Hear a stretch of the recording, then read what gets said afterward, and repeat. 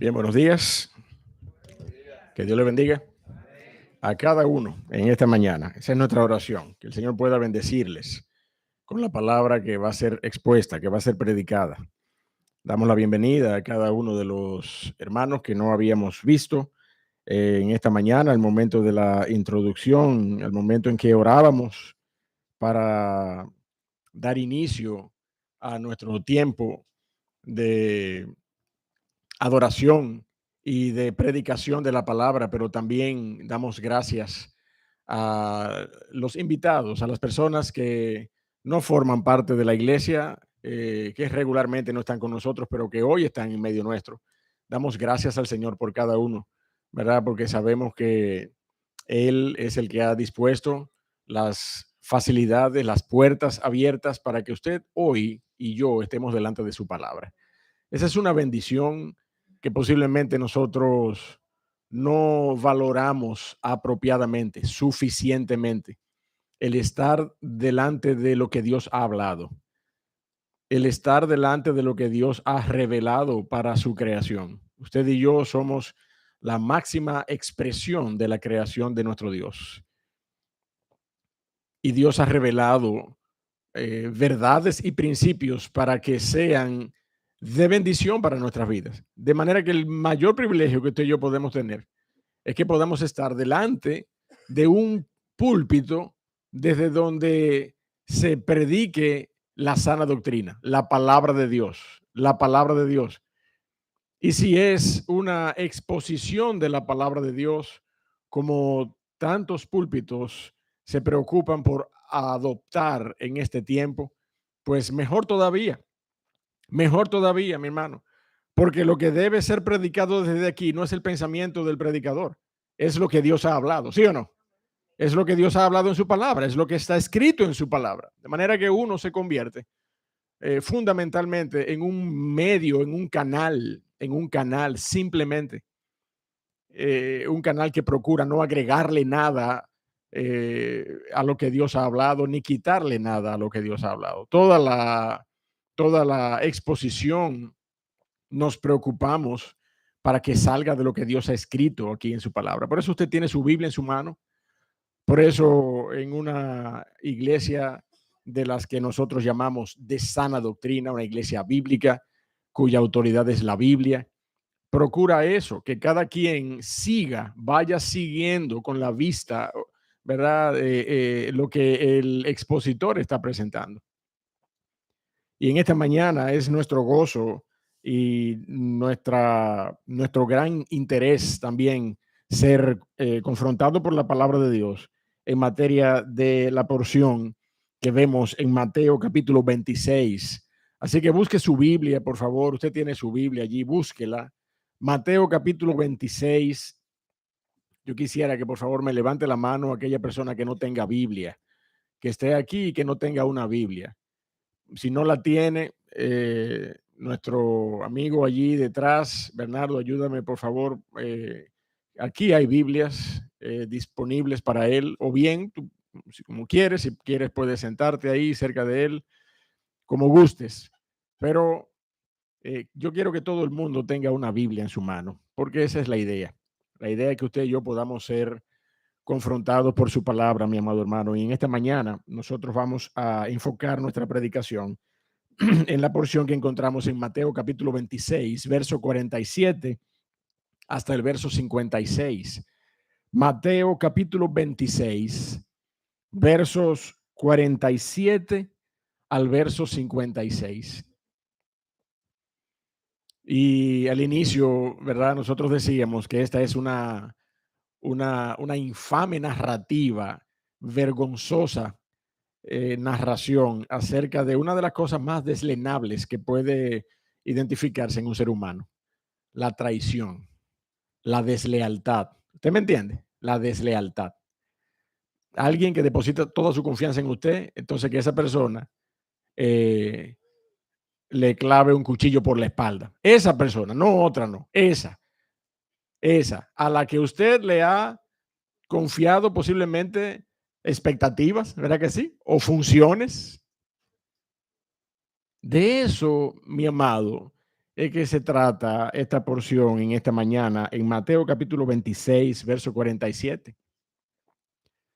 La porción que nosotros pudiéramos conocer o bien es conocida así normalmente, ¿verdad? Como ese episodio donde Judas Iscariote traiciona al Señor Jesucristo con un beso. Porque usted ha oído esa expresión, ¿verdad que sí? El beso de Judas, ¿verdad que sí? Que usted ha oído esa expresión. Ah, mira, ahí está fulano queriendo darme el beso de Judas, ¿eh? Queriendo darme el beso de Judas. Cuando usted intuye que esa persona lo que busca es posiblemente acercarse a usted, pero no con fines afectivos, sino con fines de posiblemente de hacerle daño, de exponerle. Como yo decía al inicio, yo creo que todos tenemos la oportunidad de ver algún carácter o bien alguna oportunidad en nuestro carácter. En su libro, Judas Iscariote, el calumniado, Juan Bosch hace un esfuerzo a base de conjeturas, yo quiero que usted lo sepa, hace un esfuerzo a base de conjeturas de reivindicar la figura histórica de Judas. ¿Usted ha oído hablar de ese libro? ¿Quién ha oído hablar de ese libro? Judas el calumniado. Un libro hasta cierto punto famoso que escribió el profesor Juan Bosch en su momento, queriendo reivindicar la figura histórica de Judas, queriendo reivindicar el rol que jugó Judas y queriendo posiblemente, conforme a lo que vemos en este libro, los que lo hemos leído, los que hemos leído reseñas de otros autores acerca de este libro, pues queriendo entonces inculpar a otros de los discípulos, de lo que evidente y claramente la palabra de Dios nos dice que fue una responsabilidad que recayó en las manos de aquel que entregó al Señor Jesucristo con un beso. Pero no lo entregó en el Getsemaní. Yo quiero que usted y yo recordemos que desde antes Judas procuraba entregar al Señor. ¿Usted se acuerda de eso? Cuando hizo convenio con el sumo sacerdote, cuando hizo convenio con el Sanedrín, con la alta cúpula religiosa de aquel tiempo, quienes procuraban matar al Señor Jesucristo. Y entonces, ¿verdad? No faltó uno que saliera del grupo de los 12 y decir, ¿qué ustedes me quieren dar? Que yo se lo entrego. Desde antes del Getsemaní, ya Judas había dispuesto su corazón para entregar al Señor Jesucristo. Un poco más que la propia autoría, la propia redacción de este material al que yo me he referido, ¿verdad? Podemos identificar a un personaje, a lo mejor de una data más reciente. ¿Quién ha oído hablar de Baltasar Garzón? ¿Quién ha oído hablar de Baltasar Garzón? Un juez español famosísimo, usted sabe, ¿verdad? Que ha estado involucrado en algunas litis famosas internacionales, declaraciones, sentencias famosas. Bueno, este hombre escribió un prólogo en el 2009 al libro de Juan Bosch. Y tanto Juan Bosch como Baltasar Garzón se dedicaron sin criterio alguno, únicamente respaldados por las elucubraciones, elucubrando, partiendo de inferencias literarias que no tienen respaldo bíblico alguno, carecen de todo respaldo bíblico, y haciendo preguntas y cuestionamientos que la palabra de Dios responde. Que la misma palabra de Dios responde. Evidentemente no podía esperarse menos de una persona que no está dirigida por el Espíritu de Dios en su vida. A lo mejor están dirigidos por otros motivaciones, ¿verdad? Qué sé yo, literarias, investigativas, forenses, si usted quiere. Hay personas que escriben libros con ese perfil, ¿verdad? Y yo no dudo que estas hayan sido las motivaciones de estos autores.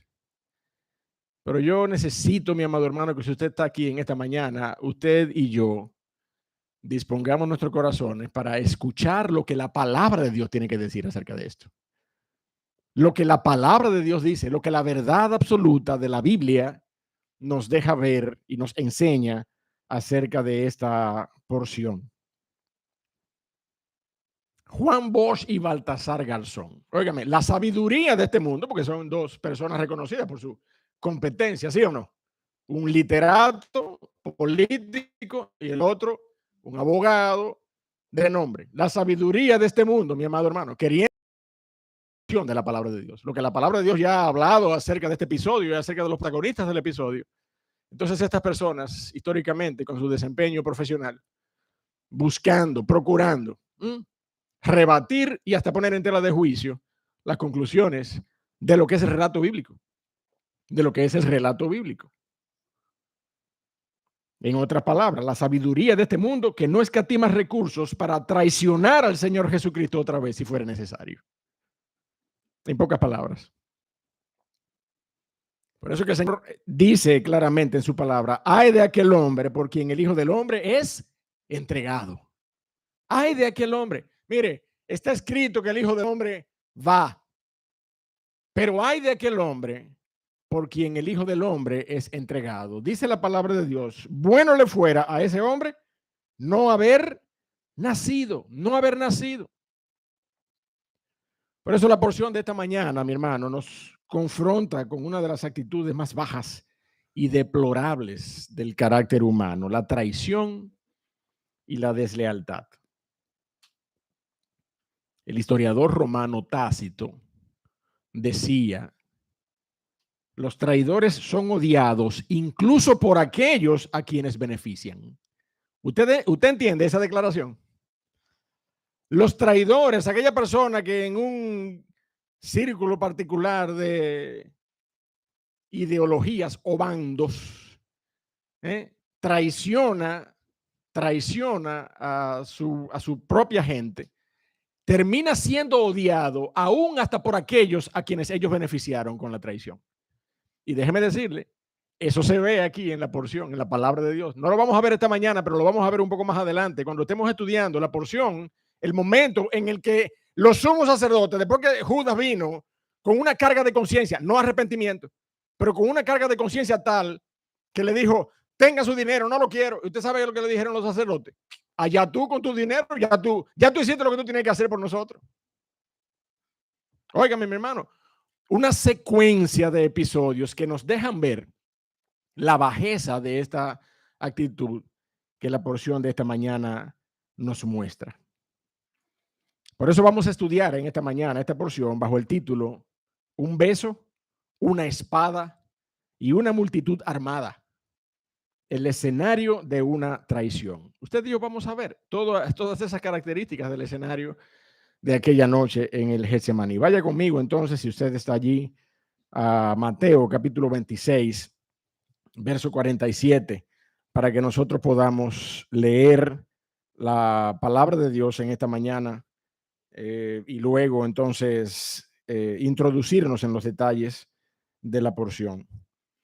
Mateo 26, verso 47. Dice la palabra de Dios. Mientras todavía hablaba, vino Judas, uno de los 12, y con él mucha gente con espadas y palos de parte de los principales sacerdotes y de los ancianos del pueblo. Y el que le entregaba les había dado señal diciendo, al que yo besare, ese es, prendedle.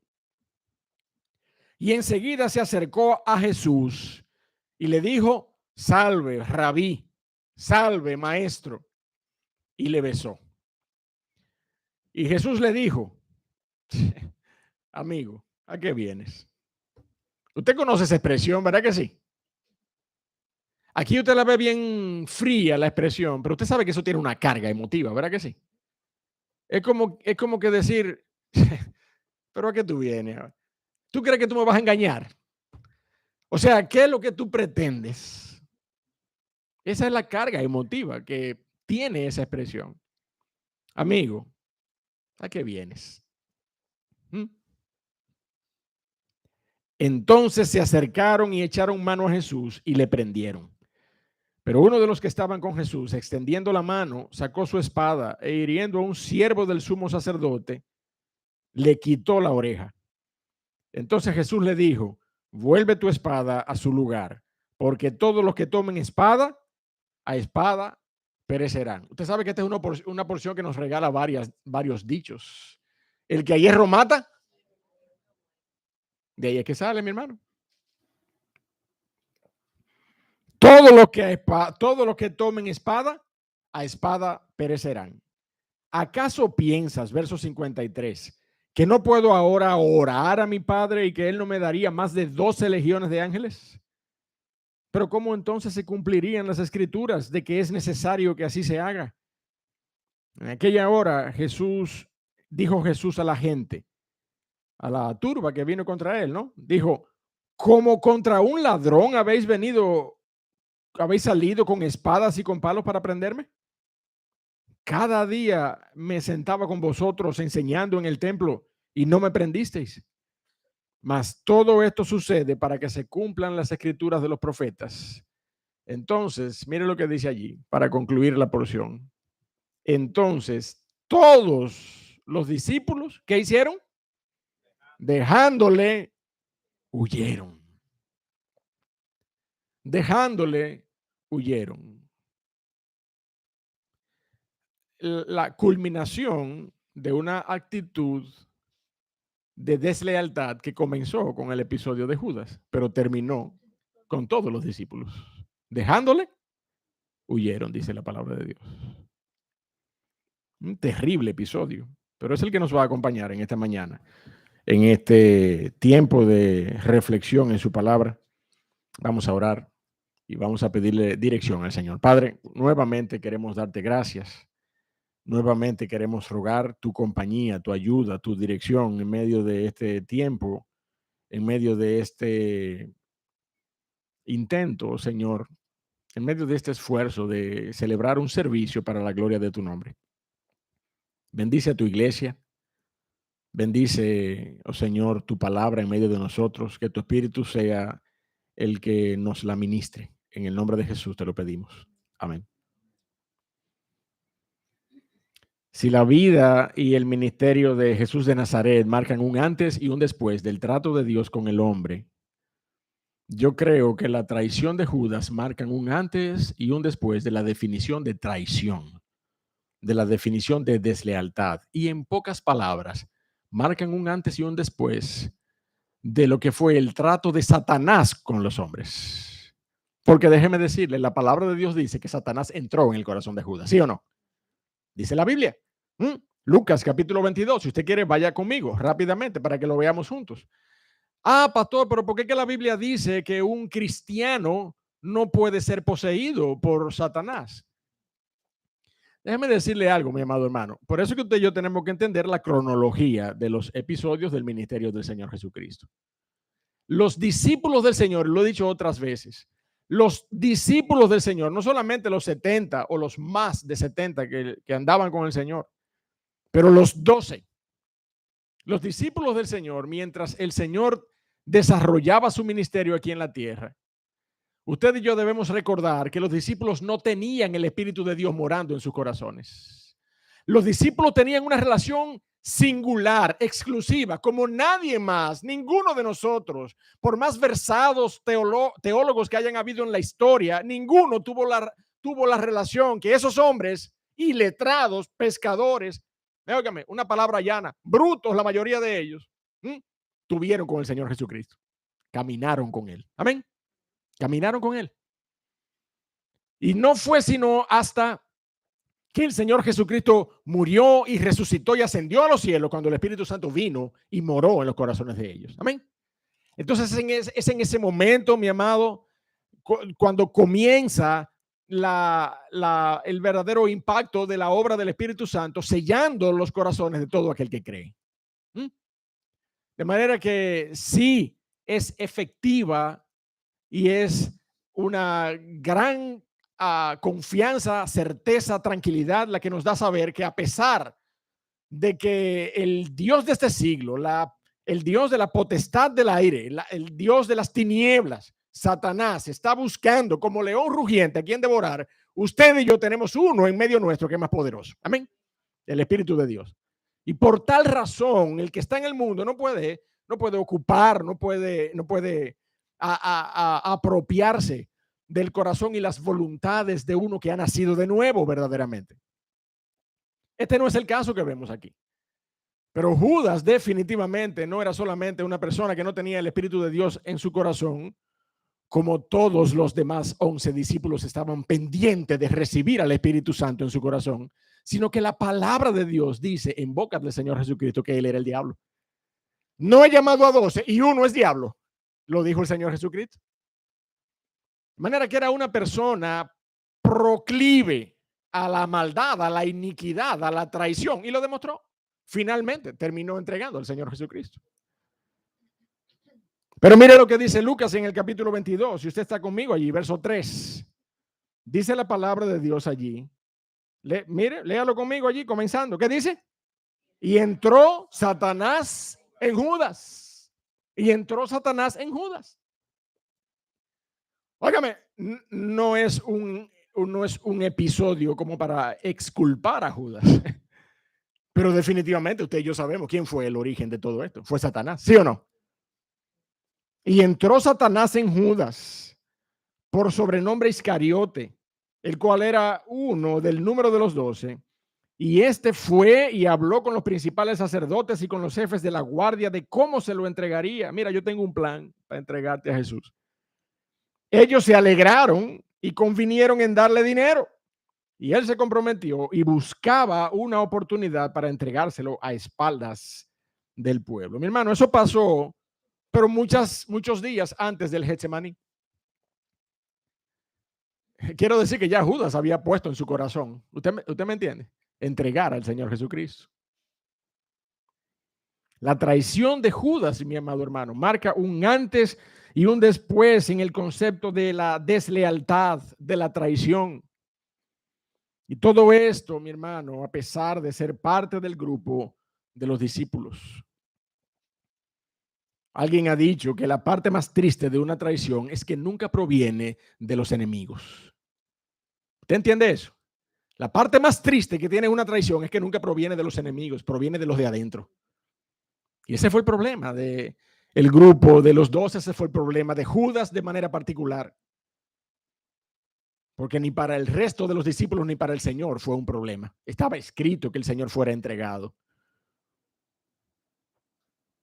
Judas fue ese discípulo a quien el Señor llamó, que administraba las finanzas del grupo de los 12, a quien se le ve incluso en un momento dado cuestionando con pretendido interés el uso del dinero. ¿Usted sabía eso? Juan 12, si usted quiere no lo busque, pero yo lo voy a buscar. Juan 12, quiero decir, yo lo voy a leer para usted. Juan 12, 4 al 6, dice la Biblia. Y dijo uno de sus discípulos, Judas Iscariote, en un momento dado, yo no sé si usted se acuerda de ese momento que el Señor Jesucristo estaba en una casa y fue allí una mujer y rompió un vaso de alabastro y derramó un perfume de nardo puro que tenía un valor. Usted y yo estudiamos ese episodio, mi hermano. Y allí no saltó otro más que Judas diciendo, pero vengan acá, eso debió haberse vendido y dado a los pobres.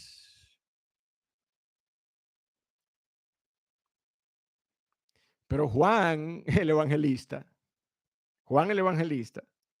no solo hablaba de manera inspirada por el Espíritu, cuando escribió lo que escribió, sino que evidentemente de forma experiencial, él tenía razones, porque posiblemente había visto a Judas sustraer de la bolsa.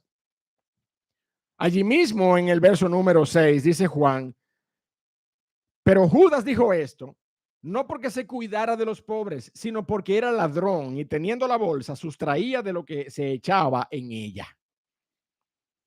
Entonces, mi hermano, era un hombre que hacía tiempo estaba evidenciando lo que era. Hacía tiempo. Pastor, ¿y por qué lo llamó el Señor como uno de los 12? Entonces, si él tenía ese carácter de iniquidad.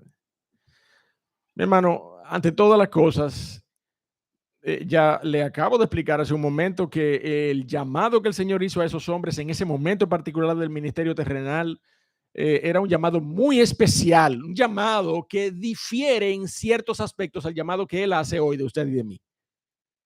Porque el Señor Jesucristo estaba en medio nuestro y les llamó para caminar con Él, para aprender, para ser ministrados y enseñados.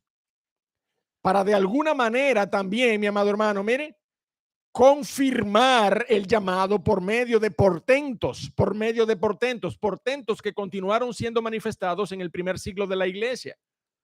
Pero portentos que usted y yo sabemos, por lo que la palabra de Dios también nos enseña.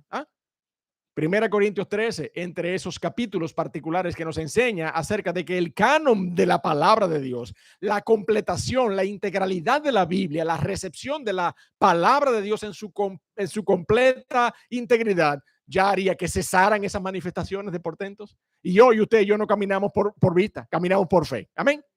Caminamos por fe en lo que la palabra de Dios dice. Pero en aquellos tiempos, aquellos hombres fueron llamados para caminar con el Señor y para, mire, para sacar fuera demonios, ¿sí o no? Para sacar fuera demonios, para sanar enfermos. Yo tengo 26 años en el Evangelio y no he sanado ni siquiera un dolor de cabeza de mis hijas. Es verdad que no tengo la pretensión de hacerlo, pero lo que quiero decir es que, mi hermano, esos dones particulares, a pesar de que el Señor sigue siendo poderoso para hacerlo, no se vale de administradores de su poder. Amén. No se vale de administradores de su poder. El Señor lo hace soberanamente. Y ni a usted ni a mí nos pide permiso para hacerlo. Pero aquellos hombres fueron llamados para eso, para echar fuera demonios, para sanar enfermos. Óigame, un ministerio especial, un ministerio particular. Y el Señor sabía que habían muchos aspectos de las profecías mesiánicas que debían ser cumplidas. Y algunos de ellos, usted y yo leemos en las Escrituras como que Él dispuso los elementos particulares para que se cumplieran las Escrituras, y otros aspectos proféticos que se cumplieron, Él no tuvo nada que ver y se cumplieron. Usted sabía eso, ¿verdad?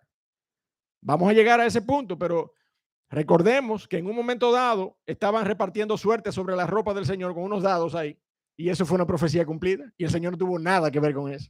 El Señor no le dijo a los romanos, mira, tengan mi ropa y echen suerte ahí, porque dice la Escritura que sí va a suceder, para que se cumpla, vamos. No, el Señor no dijo nada de eso, ni con ese, ni con una serie de otros aspectos. Pero de manera particular hay aspectos en los que el Señor soberanamente dispuso el orden de todas las cosas para que se cumpliesen las Escrituras. Y el Señor llamó a Judas. El Señor llamó a Judas. Juan 6:70. Búsquelo conmigo, por favor. Juan 6, verso 70. Para que usted y yo no nos llamemos a engaño, mi hermano. Juan 6, verso 70. ¿Está conmigo allí? ¿Qué dice allí? Juan 6:70. Jesús les respondió a los discípulos: ¿no os he escogido yo a vosotros los 12? Y con todo eso, uno de vosotros es diablo. Óigame, eso no, la traición de Judas no le sorprendió al Señor Jesucristo, mi hermano. Yo necesito que usted y yo estemos, pero claros en ese sentido, la soberanía y la omnisciencia de nuestro Dios, encarnadas en la persona de Cristo. No es verdad que se sorprendieron por la actitud de Judas. Él, y esto es, mi hermano, usted y yo estamos leyendo Juan capítulo 6. Usted y yo no estamos leyendo al Señor diciendo eso en el Getsemaní, cuando ya vio la evidencia de una traición. No. Pero al inicio del ministerio del Señor, el Señor dijo: no soy yo el que los he elegido a vosotros los 12, y con todo, uno de vosotros es diablo. Con todo y eso.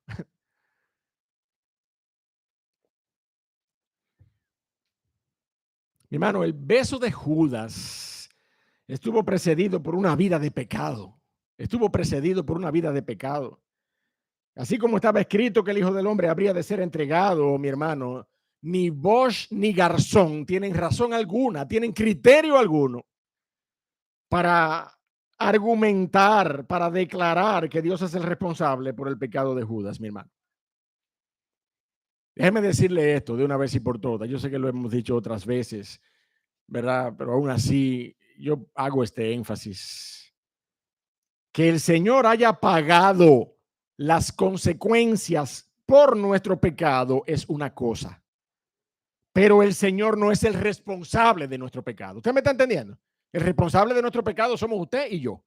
Nosotros somos responsables de nuestro pecado. Dios es el responsable de nuestra salvación. Amén. Así es que funciona. Esa es la fórmula, esa es la declaración de nuestra responsabilidad con respecto al pecado. El responsable del pecado somos usted y yo.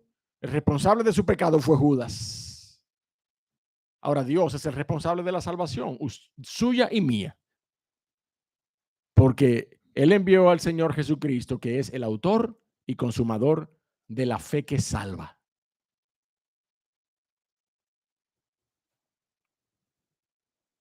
Cada uno de nosotros, mi amado hermano, nace en condenación. Y en unos más que en otros, la imagen de Dios ha sido distorsionada. De manera que el Señor sabía perfectamente quién era Judas Iscariote desde el día en que le escogió como parte del grupo de los 12. Por tanto, mi amado, solo nos resta estudiar los detalles de este lamentable escenario donde todos parecen haber perdido la cabeza delante del Señor Jesucristo en esa noche. Por eso es que hemos titulado este mensaje de esa manera, ¿verdad? Un beso, una espada y una multitud armada. Ese es el escenario de la traición. Y vamos a leer entonces desde el verso 47 hasta el verso 50. El beso de Judas. Ahí está, el beso de Judas. Mientras todavía hablaba, vino Judas. ¿Usted se acuerda cuando el Señor Jesucristo le decía a sus discípulos que estaban durmiendo allí? Vamos, vamos, ahí se acerca el que me entrega. Dice el verso 47 que todavía no había terminado de hablar el Señor. Y ya Judas estaba besando al Señor y llamándole salve, salve, maestro. Cairo, rabí. Esa fue la expresión de Judas en ese momento. Mientras todavía hablaba, vino Judas, uno de los 12, y con él mucha gente, con espadas y palos de parte de los principales sacerdotes y de los ancianos del pueblo. Y el que le entregaba les había dado señal, diciendo: al que yo besare, ese es, prendedle. Y enseguida se acercó a Jesús y dijo: salve, maestro, y le besó. Y Jesús le dijo: amigo, ¿a qué vienes? Entonces se acercaron y echaron mano a Jesús y le prendieron. Y le prendieron. Óigame, el beso de Judas, mi amado hermano, inauguraba la deslealtad masiva mostrada por todos sus discípulos que luego le dejaron, cada uno de ellos, como nosotros veremos al final de esta porción esta mañana. Esa era la inauguración de la deslealtad del grupo de los 12. Judas entregando al maestro con un beso. Pero todos al final huyeron, dice la Biblia. Y déjeme decirle que todavía no hemos llegado a la segunda mayor evidencia de traición delante del Señor Jesucristo aquella noche. ¿Usted se acuerda cuál fue, verdad? Pedro negándole 3 veces al Señor Jesucristo. Judas lo traiciona, lo entrega con un beso, después se van todos y después Pedro le niega 3 veces.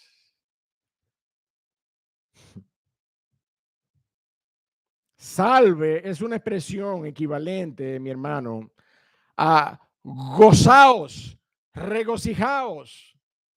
Eso es lo que la expresión original quiere decir. Gózate, maestro. La expresión con la cual el Señor estaba siendo recibido en este mundo es la misma expresión con la cual es entregado. ¿Usted sabía eso?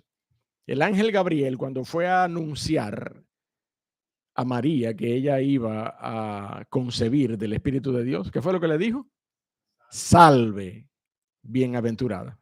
Bendita eres entre todas las mujeres. Con esa misma expresión, Kairos, era recibido el Señor Jesucristo en esta tierra. Y con esa misma expresión estaba siendo entregado para morir en una cruz. Yo no sé a usted, pero a mí me encanta la sinergia de la palabra de Dios. Como ella no tiene fisura alguna. Ella es completa, ella es una palabra de Dios que nos revela a Cristo de cabo a rabo. Desde el Génesis hasta Apocalipsis, desde el inicio del Evangelio de Mateo hasta estos momentos particulares de su padecimiento, de su pasión, la pasión de Cristo, la pasión de Cristo. Eso es lo que estamos estudiando nosotros, la pasión de Cristo. La palabra de Dios es coherente, la palabra de Dios es coherente. Y esa expresión ahora, mi hermano, queda en boca de Judas Iscariote para luego entregarle con un beso. Pero mire los detalles de la traición. Primero, Judas se presenta con mucha gente de parte de las autoridades. Se presenta con una turba. La palabra de Dios nos dice que Judas vino al huerto y con él mucha gente con espadas y palos de parte de los sacerdotes principales y de los ancianos del pueblo. Y usted sabe, mi amado hermano, lo que significa hacerle un aparataje a una persona, sobredimensionar una situación delante de una persona.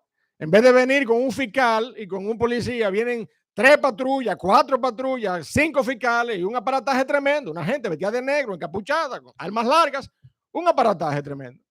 Esto fue lo que le hicieron al Señor Jesucristo ahí en el Getsemaní. Un caos, un desorden del Señor Jesucristo. Ahí sí yo pudiera decir que, pero ven acá, ¿qué es esto? Pero ustedes me veían que yo estaba todos los días en el templo enseñando con ustedes y este desorden. Ustedes vienen a mí con palos y espadas como si yo fuera un ladrón. Un caos, mi hermano, un aparataje espantoso. Si hubiera habido esposas allí, yo creo que el Señor hubiera salido esposado de Getsemaní, ¿verdad que sí? Con las manos atrás ahí y con la cabeza para abajo, como salen hoy los criminales cuando lo van a buscar. Un aparataje terrible. Pero el Señor no era un prófugo de la justicia, mi amado hermano. El Señor siempre estuvo en medio de la nación. El Señor siempre estuvo derramando gracia en medio de ellos, sanando, enseñando, dice la Biblia. Y esa fue la declaración del Señor Jesucristo luego. Pero yo no entiendo por qué ustedes vienen de esa manera, porque yo estaba en medio de ustedes. Pero no solamente se acercaron con una multitud, mi hermano, una multitud de parte de las autoridades, sino que Judas saluda solemnemente al Señor y le besa, entregándole a los judíos. Lo que suele suceder, ¿verdad?, con esta manifestación de afecto hoy, esa noche, en el momento de la traición, se convierte en una herramienta para la más baja mezquindad, un beso.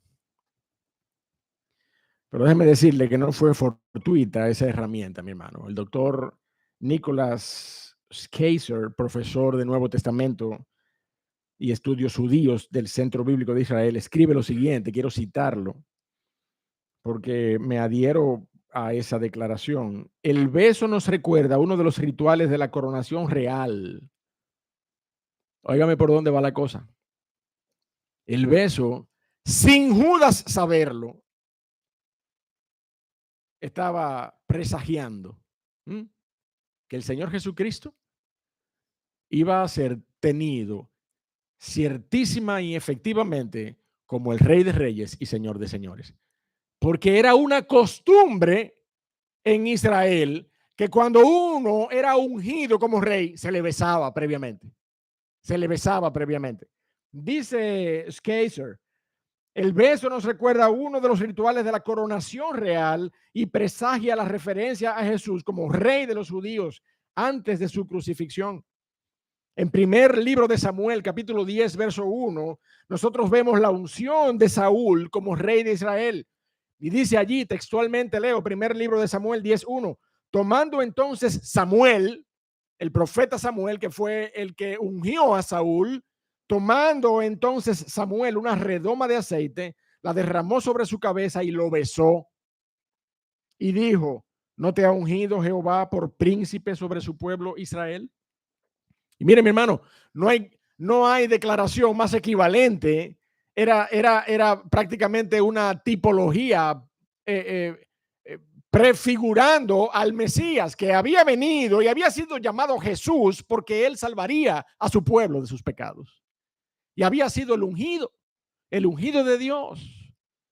Y en ese momento, de manera particular, nosotros vemos en el Antiguo Testamento cómo Samuel besa a Saúl de esa forma para inaugurar su trabajo de salvar a su pueblo de sus enemigos. Judas, mi amado hermano, sin saberlo, besa a Jesús antes de ir a la cruz para salvar a su pueblo de sus pecados. Al recapitular el acto de Samuel hacia Saúl, el beso de Judas resalta la realeza de Jesús y precede al fin mesiánico de salvación. Termino la cita de Schweitzer. Tremenda evaluación de ese momento histórico, encadenando ese hecho con la tradición judaica de la unción de los reyes. Se ungía y se besaba. Óigame, yo estoy completamente seguro que si Judas hubiera sabido eso, a lo mejor se abstiene de proceder de esa manera para no concederle lo que luego fue evidente en el Señor Jesucristo.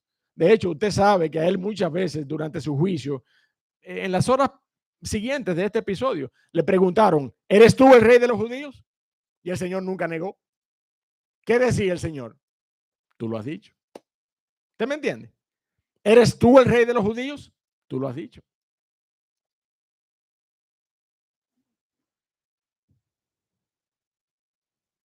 Proféticamente, mi hermano, sin la menor intención de ello, Judas estaba declarando a Jesús como el rey de los judíos.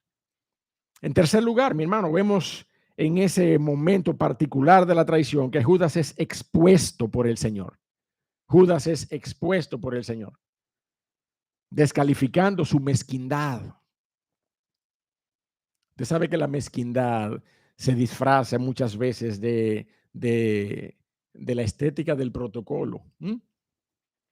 Se acerca a la persona con un protocolo particular, pero usted sabe lo que hay detrás. Usted sabe lo que hay detrás de esa actitud protocolar, afable en un momento dado. Cuando alguien con intenciones no santas se le acerca a usted, la forma en que usted lo expone no es atemorizándose por lo que está detrás del telón. Es dejándole saber de inmediato que usted no se está tragando el cuento. Y eso fue lo que el Señor Jesucristo hizo. ¿Qué es lo que tú quieres? O sea, a mí tú vienes a besarme. ¿A qué vienes, amigo? Esas fueron las palabras del Señor. Y ojo, que esta declaración del Señor, el uso de esta palabra amigo, no es la palabra filos, no es la palabra de un amigo, un filial, un trato filial. Mateo usa aquí otro término, utiliza el término estairos. ¿Qué quiere decir compañero? Compañero de milicia, compañero de grupo. Era uno de los 12, era un compañero del Señor. Pero eso de amigo, esa no fue la palabra que el Señor Jesucristo utilizó. El Señor Jesucristo no hace amistad con el diablo. Entiéndalo de una vez y por todas. Es más, el Señor Jesucristo estaba en la posición ahí de decirle a Judas, escrito está. ¿Cuántas veces fue que se lo dijo a Satanás en el desierto? Escrito está. Mi hermano, ya Satanás había ocupado el corazón de este hombre. Y eso de amigo era simplemente un calificativo particular, dejando saber, incluso a él mismo, que él era uno de los del grupo. Es increíble, mi hermano, las derivaciones particulares que este hecho nos presenta. Esta traición del Señor Jesucristo, estos detalles particulares de la traición de Judas, detalles premeditados, un respaldo de las autoridades religiosas que perseguían al Señor, una manifestación de hipocresía que descansó en una magistral dramatización de amistad y respeto por el Maestro, una vergonzosa exposición de la verdadera intención del corazón. Mi hermano, el Señor no puede ser burlado. Amén. El Señor no puede ser burlado.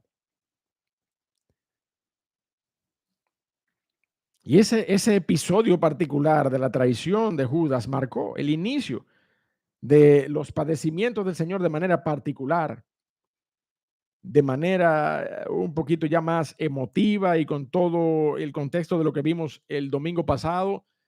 Sus padecimientos e incluso su derramamiento de sangre ya había iniciado. Cuando el Señor oraba y orando sudaba como gotas de sangre. Pero esta entrega, esta traición de Judas marcaba el inicio, mi hermano, y marcaba la manifestación de muchas otras cosas. Mire la porción que sigue. La espada de Pedro. La espada de Pedro, verso 51. Pero uno de los que estaban con Jesús, extendiendo la mano, sacó su espada. En buen dominicano, jaló por una espada. Ahí en medio del caos, jaló por una espada. E hiriendo a un siervo del sumo sacerdote, le quitó la oreja. ¿Cómo lo decimos en buen dominicano? Le llevó una oreja. Jaló por una espada y le llevó una oreja a uno que había ahí. Entonces Jesús le dijo, vuelve tu espada a su lugar, porque todos los que tomen espada, a espada perecerán. ¿Acaso piensas que no puedo ahora orar a mi Padre y que Él no me daría más de 12 legiones de ángeles? Pero ¿cómo entonces se cumplirían las escrituras de que es necesario que así se haga? Óigame, mi hermano, y Mateo de manera específica no nos dice quién fue ese que jaló por la espada. Pero si usted y yo leemos el Evangelio de Juan, nosotros nos vamos a dar cuenta que no es otro más que el impetuoso Pedro. Pedro el acelerado, como le decimos algunos. Pedro el acelerado.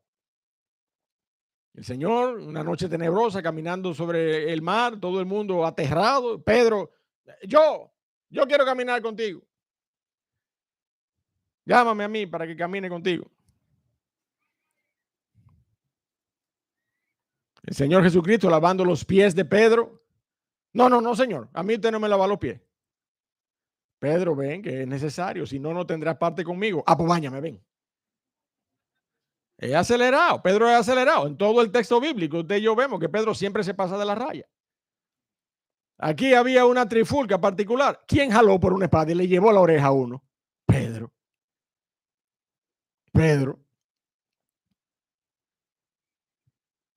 Mire cómo lo dice Juan 18, no lo busque. Entonces Simón Pedro, verso 10, que tenía una espada, la sacó e hirió a un siervo del sumo sacerdote y le cortó la oreja derecha.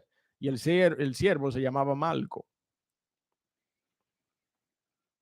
Esa es la reacción impetuosa de un Pedro que aún no entendía el sentido del reino al que fue llamado a pertenecer, el reino de los cielos.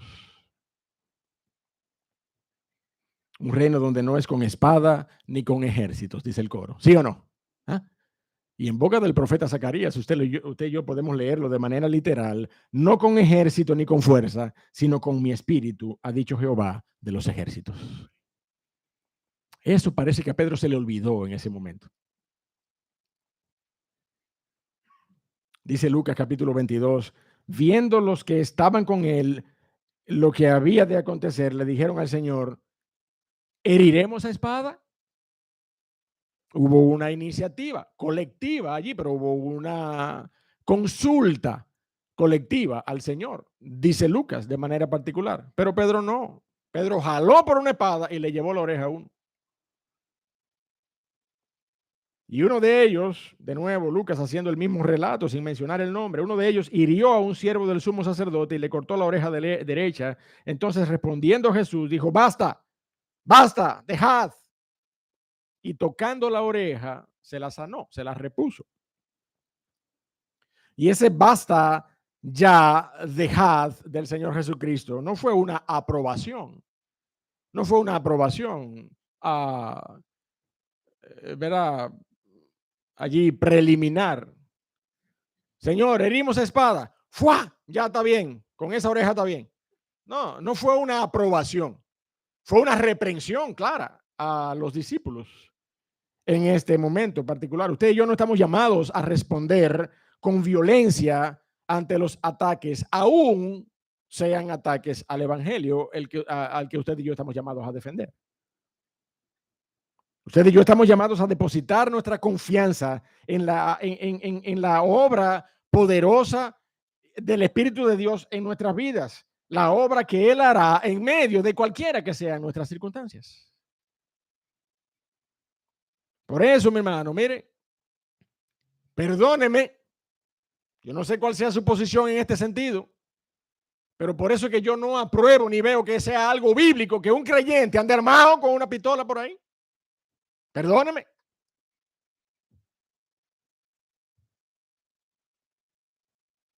Y el que a hierro mata, a hierro muere, dice la Biblia. El Señor le dijo a Pedro, ¿acaso piensas que no puedo ahora orar a mi Padre y que Él no me daría más de 12 legiones de ángeles?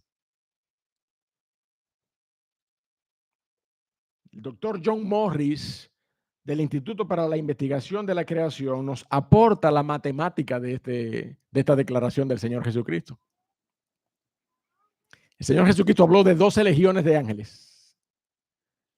Según los cánones de los ejércitos de Israel, una legión, mi amado hermano, estaba compuesta por 24,000 guerreros. 24,000 guerreros. Y en primer libro de Crónicas, capítulo 27, dice la palabra de Dios que David se hizo de 12 legiones para que lo cuidaran a él, para que lo protegieran a él. Una legión por cada mes del año. 12 legiones. ¿Usted sabe cuántos hombres eran esos en total? Eran 288,000 soldados para el cuidado de David. 12 legiones. Y el Señor Jesucristo dice que él tenía acceso a más que eso todavía. El Padre puede darme más de 12 legiones de ángeles. Ahora, eso es en número, mi hermano, pero oiga, en efectividad, para que usted se asombre. Un ángel, mi amado hermano, un ángel particular, de manera específica, lo vemos en el segundo libro de Reyes, capítulo 19, verso 35. Dice, y aconteció aquella noche que salió el ángel de Jehová e hirió en el campamento de los asirios a 185,000. Y cuando se levantaron por la mañana, he aquí que todos eran cadáveres. Un ángel, 185,000 personas. Imagínense entonces 288,000 ángeles. ¿Cuánta capacidad tiene de dar al traste con enemigos? Si usted hace el cálculo, por lo menos John Morris lo hizo, yo si ya lo hizo, yo no lo voy a hacer. Yo cogí del copy-paste. El cálculo de John Morris nos da 53,280 millones de soldados serían capaces de ser destruidos por 12 legiones de ángeles. Y el Señor Jesucristo dice que tenía acceso a más que eso. Oiga, mi hermano, miren, no es con espada, no es con ejército, mi hermano. La palabra de Dios dice que es con el poder del Espíritu de Dios. Es con el poder del Espíritu de Dios. Viendo estos números, mi hermano, la espada de Pedro fue una espada ridícula. Y no solo fue inoportuna, impertinente, innecesaria, sino que atentaba contra el carácter de mansedumbre de todo aquel que se hace llamar discípulo de Cristo. Entiéndalo de esta manera, entonces, mi hermano. Es muy improbable que usted y yo nos veamos en la necesidad de defender nuestra fe en un huerto una madrugada. Usted y yo tenemos que evitar los episodios en lo que este tipo de presiones puedan venir a su vida. Eso es lo que un cristiano sabio debe saber hacer, valga la redundancia. Debe saber evitar los episodios particulares en los cuales usted y yo podamos ser sobrecogidos por presiones de esta naturaleza. Debemos evitar con sabiduría los momentos y las circunstancias de nuestra vida que puedan llevarnos a ese tipo de escenario. Y por demás, mi amado hermano, se los reitero de nuevo, evite a toda costa poseer un arma, o a lo menos portarla, andar armado, como dice la gente. Ahora, ¿tiene usted una responsabilidad civil para andar armado? ¿Es usted policía o militar o algo similar? Entonces usted tiene una responsabilidad particular con esa herramienta, con esa arma de fuego. Y usted tiene entonces el compromiso de un discernimiento mayor para poder usar un arma. Mire cómo lo dice el libro de Romanos, para que no nos llamemos engaño y podamos poner la nota de balance. Romanos capítulo número 13, versos 3 y 4. Vaya conmigo, por favor. Romanos capítulo 13, versos 3 y 4. Dice la Biblia allí, porque los magistrados no están para infundir temor al que hace el bien, sino al malo.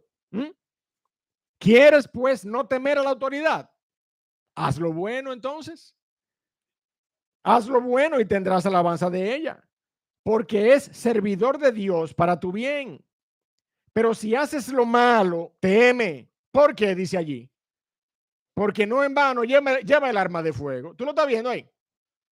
Digo, en su contexto histórico. Porque no en vano lleva la espada. ¿Eh?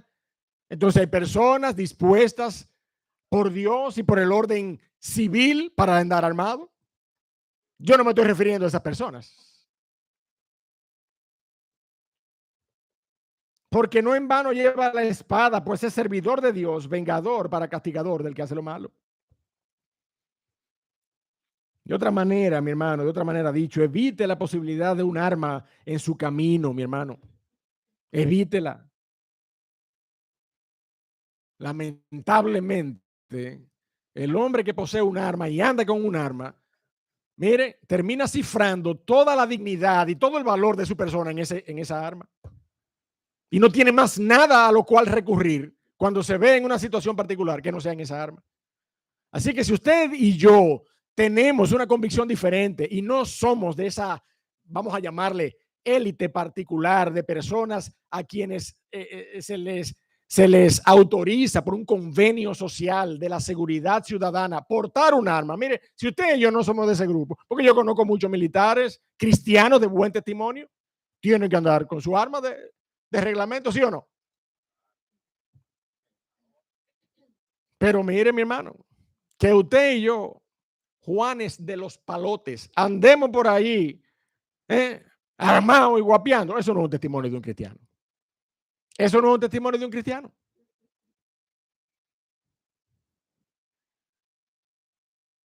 Las escrituras definen un carácter de mansedumbre, de humildad, de dependencia de la obra del Espíritu de Dios en nuestras vidas. Y yo podría aplicar entonces la misma pregunta para nuestras vidas. ¿Cómo entonces se cumplirían las escrituras en nuestras vidas si nosotros somos cristianos, que lo que andamos es por ahí? No voy a decir lo otro, pero por ahí, hay tres cosas que dicen por ahí, que yo qué, armado y con cuarto. Montado. Bueno, por ahí, yo he oído de que, ¿cómo es? Ajumado. Ajumado, ¿cómo es? Armado y con cuarto. Quítale el ajumado si usted quiere. Óigame, ese no es el testimonio de un creyente, mi amado hermano. El testimonio de un creyente es un testimonio de humildad, un testimonio de integridad, un testimonio de temor a Dios. Créame, mi amado hermano, que cuando los demás que les enfrenten a ustedes estén delante suyo con la intención de hacerle daño y el Señor pueda abrir los ojos espirituales de la gente, van a ver legiones de ángeles detrás de usted. Créame que hay testimonio de eso. Entonces déjese de cuento. A Pedro que guarde eso, Pedro, guarde esa espada, guarde esa espada. Pero mire, finalmente, la multitud armada, cómo jugó también allí un papel particular. Verso 55, en aquella hora dijo Jesús a la gente, como contra un ladrón habéis salido con espadas y con palos para prenderme. Cada día me sentaba con vosotros enseñando en el templo y no me prendisteis. ¿Qué pasó ahí? Esa pregunta yo la hago como que fuera ahí esa pregunta, ¿verdad? ¿Qué pasó ahí? Porque yo estaba cada día con ustedes. Mas todo esto sucede para que se cumplan las escrituras de los profetas. Entonces, lamentablemente, dice, todos los discípulos, dejándole, huyeron. Y la Biblia nos narra en Marcos capítulo 14 que a un cierto joven le seguía, cubierta su desnudez con una sábana, y fue prendido por los jóvenes que estaban en la turba, mas él, dejando la sábana, huyó de ellos desnudo. Óigame, aquello fue un caos aquella noche. Una multitud enardecida de hombres y jóvenes por igual, un discípulo traicionero, otro discípulo intemperante y violento, una herida sangrante, un milagro en medio de todo el episodio allí, una oreja restaurada. ¿Ah? Pero cuando el Señor Jesucristo, mi amado hermano, dispuso que todo aquello tenía que ser cumplido, entonces ya a usted y a mí no nos queda otra cosa que entender que la soberanía de Dios también se manifestó en medio de este caos, de esta anarquía. Un caos, un desorden. Cuando nosotros nos colocamos en contra de la voluntad de Dios, mi amado hermano, no puede haber otra cosa en nuestra vida que caos y desorden, violencia, deslealtad. Ese fue el escenario. Lo grande que el Señor Jesucristo cada día a lo que se dedicaba con pasión era a enseñar el reino de los cielos en el templo, a sanar, a ayudar, a alimentar a las multitudes. Cada día con ellos, sanando, enseñando con un testimonio que le hizo merecedor de la admiración de las multitudes, mi hermano. Pero aún en este sentido, las multitudes son como Judas, traicioneras. Un día te alaban y el otro día, al día siguiente, te desprecian y te persiguen. Por eso es que el Señor Jesucristo declaró, como lo destaca Lucas en el capítulo 6. Vaya conmigo, por favor, para que lo leamos y así podamos concluir en esta mañana, poder compartir una conclusión en esta mañana. Pero mire lo que dice Lucas 26, Lucas 6, 26. Es una advertencia sobre los elogios de las multitudes. Porque usted sabía que esa misma gente que fue a aprender al Señor Jesucristo fácilmente eran los que estaban detrás de él cuando él estaba repartiendo sanidad y repartiendo alimentos.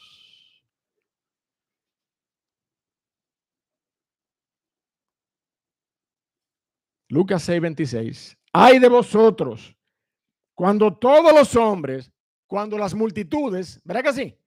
Ay de vosotros cuando todos los hombres hablen bien de vosotros, porque así hacían sus padres con los falsos profetas. Ay de vosotros, mi hermano, cuando las multitudes hablen bien de vosotros, porque así hacían sus padres con los falsos profetas. Conclusión en esta mañana, mi hermano. Este fue el escenario de la traición de Judas. Caótico, cataclísmico se puede decir. Tal vez no en orden orden de la creación, pero sí en orden de las emociones, del carácter humano, en términos del carácter humano. Traición, hipocresía, afecto fingido, violencia, falta de fe, turbación, falsedad, conjura. Todos a una se conjuraron para prender al Señor Jesucristo. Todo esto, mi amado hermano, en una misma noche. Y los padecimientos del Señor aún estaban empezando. Pero sobre todas las cosas, mi hermano, y quiero concluir con esta reflexión, Judas fue expuesto por el Señor. Judas fue expuesto por el Señor. Y estas fueron las últimas palabras del Señor Jesucristo para con Judas. ¿Usted sabe eso? Las últimas palabras en la vida de Judas fueron estas. ¿A qué tú vienes? ¿A qué tú vienes? Yo sé lo que hay en tu corazón. ¿A qué vienes tú? Mire, mi hermano, yo quisiera utilizar esas mismas palabras. A lo mejor no el mismo contexto, ciertamente no el mismo contexto. Pero yo quisiera utilizar las mismas palabras en medio del caos de tu vida, en medio de la noche de tu vida. ¿A qué tú vienes a Cristo? ¿A qué tú vienes? Esa es la reflexión que yo quisiera dejar en esta mañana. El Señor conoce nuestros corazones. Amén. El Señor conoce nuestros corazones. ¿A qué venimos al Señor? Procura que tú y yo vengamos a los pies de la cruz de Cristo, sobre todas las cosas, con nuestros corazones desnudos, porque el Señor conoce nuestras intenciones.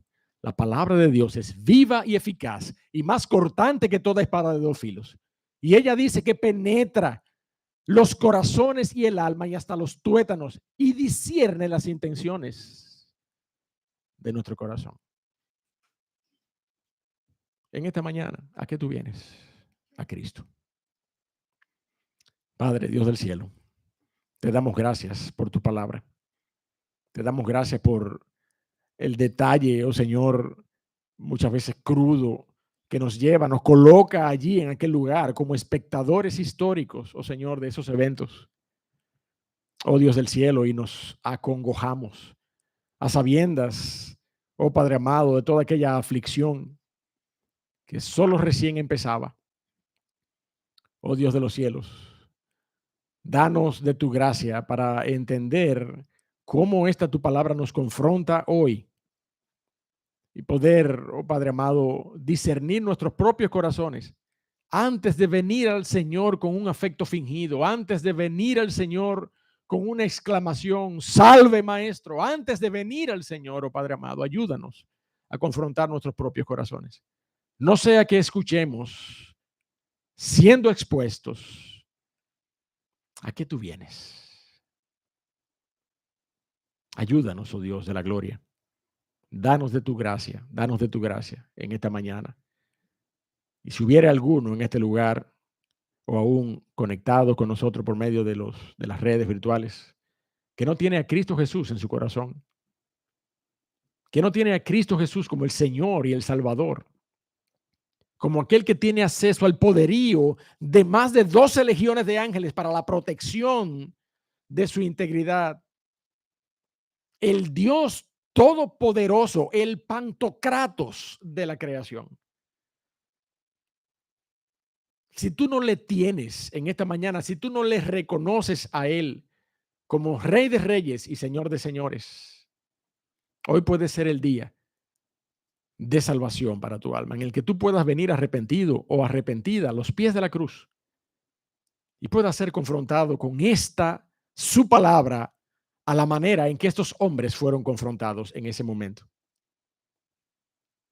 Ayúdanos, oh Dios, pon peso en nuestros corazones y pon arrepentimiento en los corazones de aquellos que necesitan de Cristo para salvación. En el nombre de Jesús te lo pedimos. Amén.